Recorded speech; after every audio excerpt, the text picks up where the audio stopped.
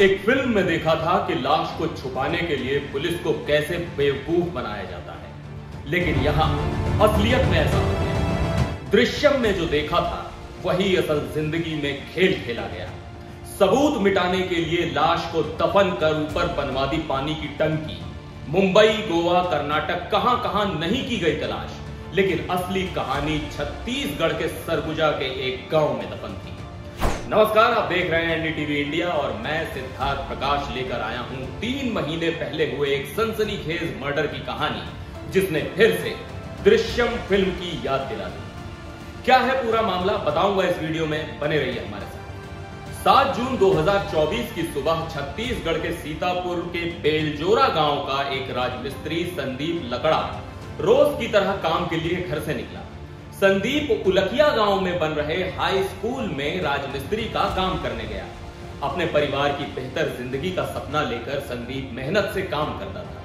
वो दिन रोज से कुछ अलग नहीं था, लेकिन कोई नहीं जानता था कि संदीप लकड़ा की जिंदगी का वो आखिरी दिन होगा। संदीप की पत्नी सलीमा उसे हर रोज की तरह विदा करती है, पर उस दिन शाम होने तक संदीप घर वापस नहीं आया। सलीमा का दिल घबराने लगा। उसने गांव के हर कोने में जाकर अपने पति को ढूंढा, मगर उसका कोई सुराग नहीं मिला। अगले दिन यानी 8 जून को ठेकेदार अभिषेक पांडे ने पुलिस में शिकायत दर्ज कराई थी कि उसकी साइट से सीमेंट की छड़ें चोरी हो गई हैं। उसने संदीप और उसके साथी विकास पर इस चोरी का आरोप लगाया था। इस मामले में पुलिस ने विकास को गिरफ्तार कर जेल भेज दिया था। वहीं संदीप की तलाश कर रही थी। संदीप का गायब होना सलीमा और उनके परिवार के मन में शक पैदा करता है। उन्हें यकीन था कि ठेकेदार ने अपने साथियों के साथ मिलकर उसके पति की हत्या कर उसकी लाश को ठिकाने लगा दिया है। 16 जून को संदीप लकड़ा की पत्नी ने ठेकेदार अभिषेक पांडे और उसके साथियों पर अपने पति की हत्या का आरोप लगाते हुए शिकायत दर्ज कराई। इस घटना के 1 महीने बीत जाने के बाद भी पुलिस किसी नतीजे तक नहीं पहुंच पाई थी। बताया गया कि पुलिस ने आरोपियों की खोजबीन में ज्यादा दिलचस्पी नहीं दिखाई। 21 जुलाई को संदीप की पत्नी सलीमा ने आदिवासी समाज के लोगों के साथ मिलकर सीतापुर थाने का घेराव किया।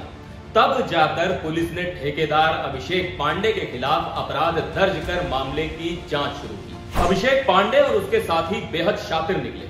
उन्होंने 7 जून को संदीप लकड़ा की बेरहम से पिटाई की। अभिषेक पांडे ने अपने साथियों के साथ मिलकर उसे इतना मारा कि उसकी मौत हो गई।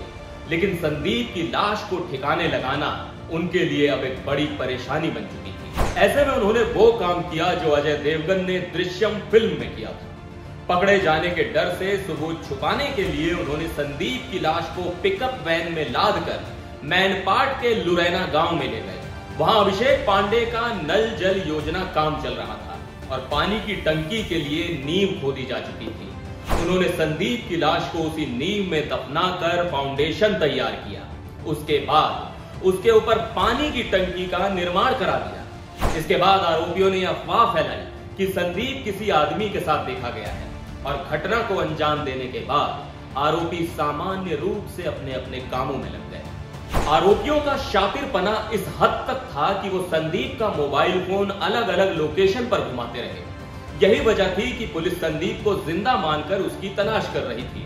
उसके मोबाइल का लोकेशन कभी मुंबई, कभी गोवा तो कभी कर्नाटक बता रहा था। पुलिस लोकेशन के आधार पर करीब 7 दिनों तक मुंबई में तलाश करती रही, लेकिन वहां कोई सफलता नहीं मिली। इसके बाद पुलिस संदीप और आरोपियों की तलाश में गोवा तक गई थी। जब कुछ हाथ नहीं लगा तो पुलिस ने लोकल लेवल पर ही जांच को आगे बढ़ाया और तब जाकर पुलिस को कुछ अहम सुराग मिले। पुलिस ने संदीप के फोन को ट्रैक करना बंद कर दिया। पुलिस ने 4 संदिग्धों को हिरासत में लिया। ये चारों ठेकेदार अभिषेक पांडे के यहां काम करते थे।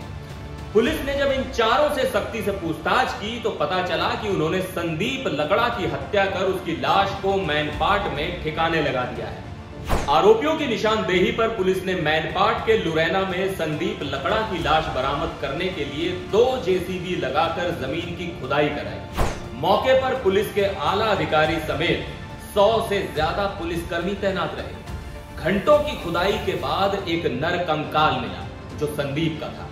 उसकी लाश को पानी की टंकी की नींव में दफनाया गया था। कंकाल मिलते ही पूरे इलाके में सनसनी फैल गई। सलीमा का रो रो कर बुरा हाल हो गया।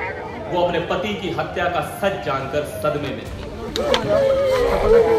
3 महीने तक छिपा रहा ये राज, पर आखिरकार सच्चाई सामने आ ही गई। दृश्यम की फिल्मी कहानी एक वक्त पर सिर्फ कल्पना थी, लेकिन छत्तीसगढ़ के सरगुजा में ये एक भयानक हकीकत बन गई। सलीमा के लिए लड़ाई अभी खत्म नहीं हुई है।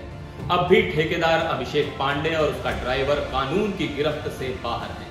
सवाल ये है कि क्या उन्हें सजा मिलेगी? क्या इस घटना और दृश्यम जैसी कहानियों में कोई फर्क है? असल जिंदगी में न्याय मिलना क्या फिल्मों जितना आसान है? इस मामले में पुलिस की लापरवाही भी एक बड़ा सवाल है। जो भी हो, ये कहानी एक बार फिर बताती है कि कानून से बड़ा कोई नहीं, और जो सच पानी की टंकी के नीचे भी क्यों ना दबा हो, वो कभी ना कभी बाहर जरूर आता है। अब देखना यह है कि इस बार सलीमा को इंसाफ कब और कैसे मिलता है। आप बने रहिए एनडीटीवी इंडिया के साथ। मैं हूं सिद्धार्थ प्रकाश।